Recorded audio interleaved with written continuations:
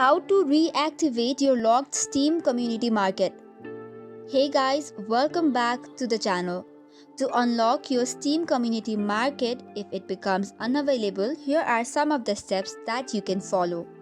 First and foremost, open your Steam and log in using your credentials.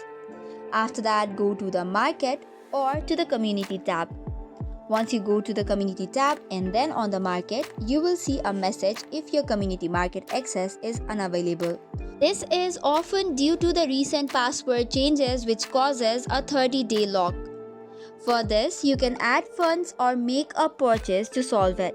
For this, you have to go to the Steam wallet and then select add funds. Click on your username which is on the top right corner as a drop-down menu. From there, select on View Wallet. And then you can see the options such as Add Funds. You can make or add a small amount such as 5 euros or equivalent by tapping on Add Funds. Alternatively, you can make a purchase directly from the official Steam store. After adding funds or making a purchase, you should see a message stating that your market access will be restored and no further restriction applied.